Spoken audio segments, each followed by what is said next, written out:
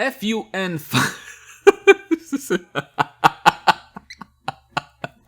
Now that's a horrible way to start a vid, but you know what? I'm gonna keep it fun. Fun by nature is a subjective beast, but you know what? So far, I haven't met a Tenno who didn't think that the Supra Vandal is at least an enjoyable weapon.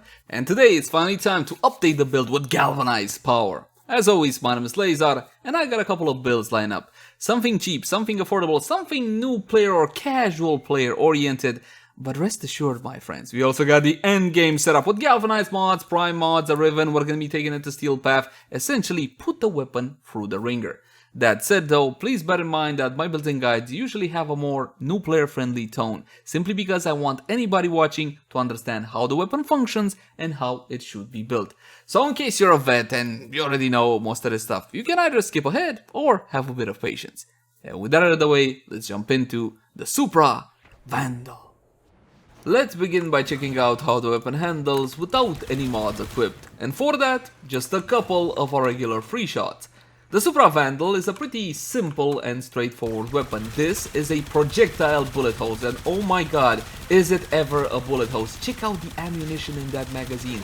It starts off at 300, which means you can fire, and spray some more, and fire, and it's still not done. And when that is finally over, the reload isn't so bad considering the magazine size of 300, and you also got 16 additional projectiles in your ammunition reserve, which is absolutely bloody fantastic. Recoil? There's a little bit of a recoil there. It kind of stabilizes at full fire rate, as the weapon does have a small, ever so small spool up to it. Listen for it. See that? About a second and a half and you're at full fire rate and the weapon essentially stabilizes. It does jiggle a little bit, but who doesn't like a little bit of jiggle and all whatnot? Outside of that, there's really nothing you can say about the Supra Vandal. Is as solid as they come. But of course, being a projectile-based attack, leaving your targets can definitely be a thing, but we can alleviate that somewhat through modding. Speaking of modding, check out the stats. Mod capacity 60 out of 60, and if your comes with a measly 30 out of 30, jump into actions, plug in that auto-king catalyst, and double that mod capacity.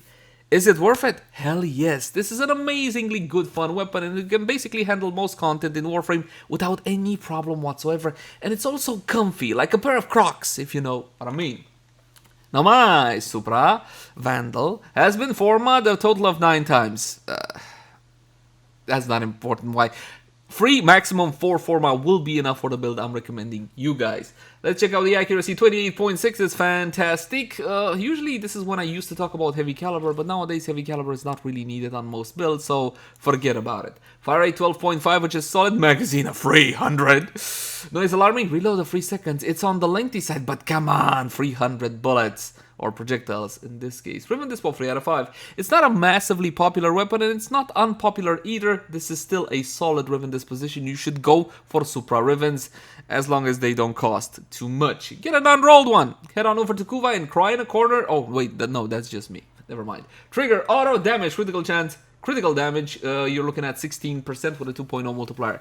Okay, fine. The base crit is kind of Yeah, it is kind of with a critical multiplier of 2.0, that's fine, but we can still make this one into a crit weapon if we so desire. Status chance 30%, which is fantastic.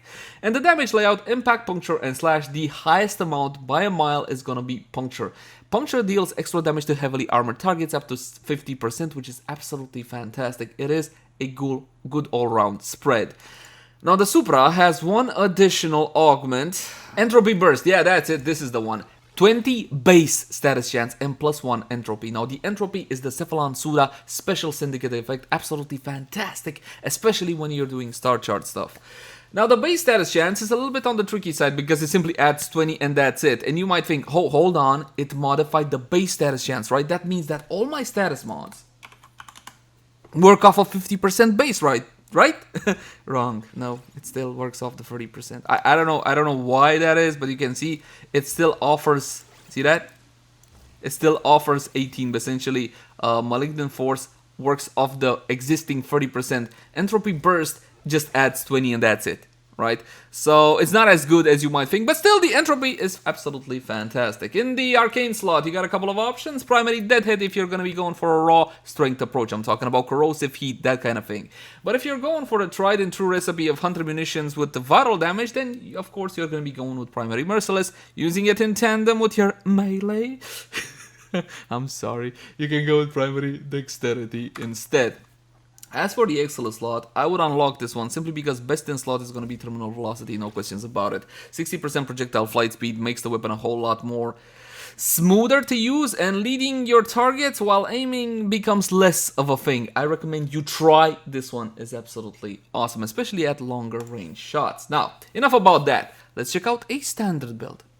Damage acceleration, multi-shot with split chamber, critical chance and critical damage through the use of point strike and vital stance. What the hell? No critical delay? Haha! I'm glad you brought this up, because what I'm offering here is a standard raw strength approach. Remember when we talked about, hey, use primary deadhead if you're gonna go for something like corrosive and or heat? This is one way you could go. Now I'm just going with corrosive with malignant force and high voltage. Now granted, high voltage is not exactly a very new player friendly mod per se. You can farm this one from the game. The mission now, Elgar, Planet Ares, go find all the free secret caches, then upon extraction do a little prayer. Maybe you'll get it. It's only a 5% chance to get this one, or Shell Shock, and Shell Shock actually. But the thing is, you're gonna need both anyway. They draw very rarely unless you're super lucky. You can also get them from Battle Kit or the Void Trader. If you see Battle bring the electricity mods, do yourself a big favor and grab them. And you should subscribe, because I always do Battle videos. So there you go. This is a raw strength approach with Shred, because I love Shred. You gotta use Shred on this one. 30% fire rate, 1.2 meters worth of punch through. If you don't have Shred just yet, simply do some Nightmare missions. Trust me, they are Nightmare in name only. Get yourself Shred and not only. Vigilante Armaments is an option mod. It's a pretty cheapo mod and it's extremely effective at 60% multi-shot. If you don't want this one, you can easily go for something like some more heat. Another 60-60 heat mod would definitely be a good idea. Something like Thermite rounds. Or maybe you want to save even more magazine capacity because the magazine goes to 360. This is not a smart choice per se. No, it's just simply a fun choice.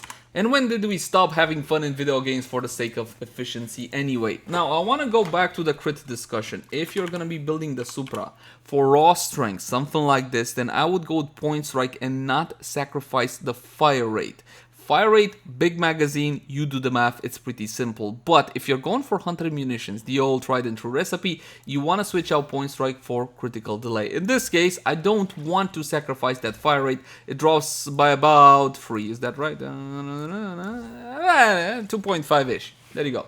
Now, we're going to be testing out the weapon like so. Nothing up my Hildrun sleeve, no corrosive projection, no fancy schools that would trick you into believing that this is actually a more powerful weapon than it is. This is just a weapon on its own 2 feet. We're going to have a Warframe buffs and synergy section later down the line. Level 120 Corrupted Heavy Goons. Now this is a lot higher than you're going to be seeing in normal missions. Even Sortie 3 doesn't have this unless the last one is some sort. Look at this. My friends, how is this not fun? Granted, it takes a whole lot of bullets to kill a single target, but you know what?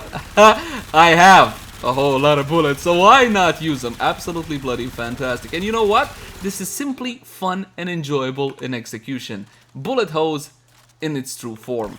Projectile hose in this case, to be a bit more accurate. And as you can see, the projectiles travel a whole lot faster now thanks to terminal velocity. It doesn't feel 100% like a hit scan, but it's getting there. Now that's one version you can build, and now for the Hunter Munitions version. So of course, vital damage through Malignant Force and Rhyme rounds. Essentially, if you're going slash, you gotta go for vital as well. If you don't know where to farm Malignant Force, Corrupted Vor in the Void, he drops all the 60-60 Toxin mods, and believe me, he's pretty easy to do.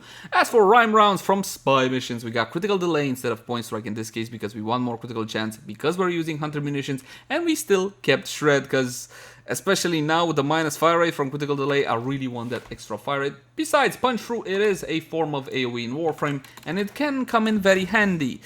It can also be borderline useless in some situations, but most of the time it's super useful, so there you go. Vital and slash, hit a target till about 50% and watch the slashes absolutely annihilate whatever stands before you. Yes, Vital slash has been the meta for several years, and I'm still waiting on the developer to do a little bit of something to, you know, spruce up things. Change things a little bit, eh? Why not? As you can see, this is a much more efficient build. If efficiency is what you're after, you're going for Vital Slash, as simple as. The reason why I showcased the Corrosive setup earlier is simply because I believe it to be more fun, and perhaps you guys would like a little bit of variance in your builds. That's Hunter Munitions. Now, enough about the cheapo setups. These were more for casual or newer players coming into the game. Let's say you have all the mods, you have all the resources, etc, yada yada. We're going to be going for Galvanized mods. Obviously, Galvanized Chamber. We're going to be using Galvanized Aptitude as well instead of Serration. Now, Galvanized Aptitude does work on the Supra Vandal just fine. I was a little bit fearful, even though this is not an AoE weapon, it's still projectile based, and sometimes when it comes to projectiles, things work out kooky, but it works just fine. Critical delay, because it's Hunter Munitions built, and we also got a Riven here. We got damage, heat, and status. Honestly, this is anything but a great Riven, but it's the best I got. It's the best I got, so that's what we're showcasing. It's still 3 out of 5, so the values are not bad. Terminal velocity, primary merciless, and we're going to be testing out the weapon like so. Now, of course, you're going to be seeing a huge gap in terms of performance. Oh, I didn't mention Bane mods. Yes, instead of the Riven, you can use the Bane mod. Disgusting, ew, gross. Now, since this is a galvanized setup, you're going to have to get a couple of kills before you get your stacks on. And getting your stacks on will mean a whole lot of power. But even now, with like, what is that, 1 stack, 2 stack, you will see that the weapon performs a whole lot more better than before. It simply chomps through targets like nobody's business. But these, oh, that's beautiful. These are standstill targets in the simulacrum, blah blah, cry cry. Steel path time! The art of combat must be practiced. The cart of wombat. What, isn't that he said? He said the cart of wombat or something like that. Welcome to the Void, my friends. Now we're gonna be showcasing it in Steel Path, level 130-ish, and we already got a couple of stacks, and of course the weapon is absolutely chomping through targets like nobody's business.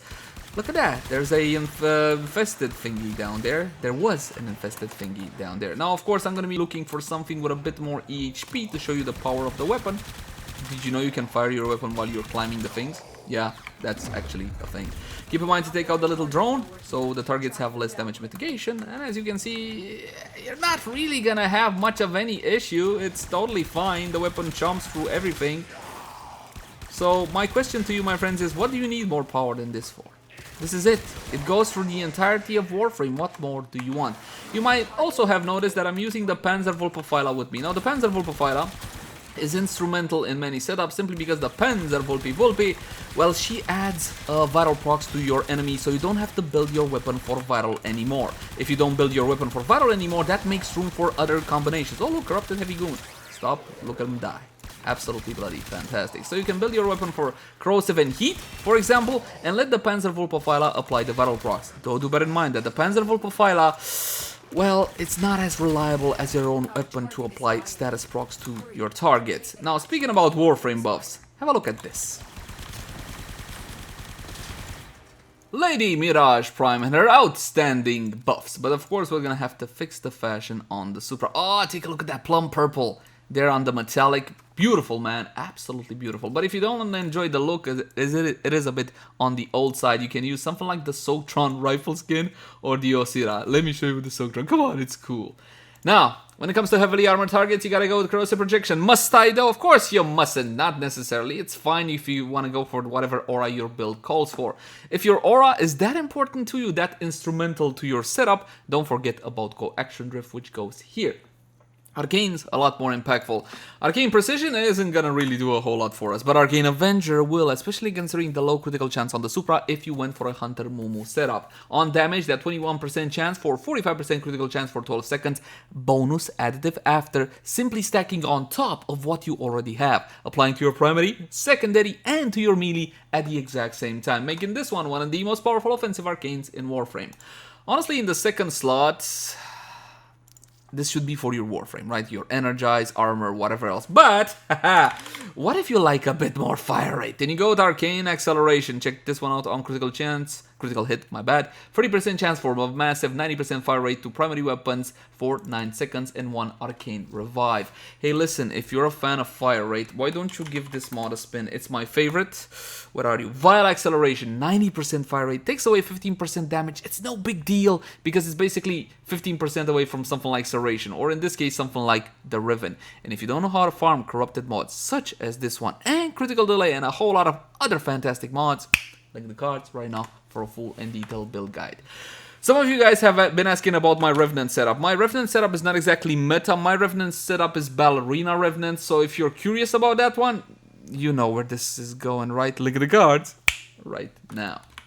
Level 100 and whatever max I can spawn. 65 Corrupted Heavy Goons. I wish I could spawn in the thousands so I can show you what the weapon can do. One thing that I forgot to talk about is companion buffs. You can use, like I said earlier, the Panzerwolperpfeiler for the Vital procs, or you can use a Sentinel. Any Sentinel you want, just make sure that on that Sentinel's weapon you got the 4 Vigilante mods for the critical chance increase. The chance to enhance your strikes, which is absolutely fantastic, especially on a weapon like this one, which is low on crit. Activate Mirage's End Power and her free ability for an absolutely sky-high Eclipse buff. Bear in mind, 840% Eclipse does not mean 840% damage, it means a whole lot more. And the best animation in Frame War. Beautiful, absolutely beautiful.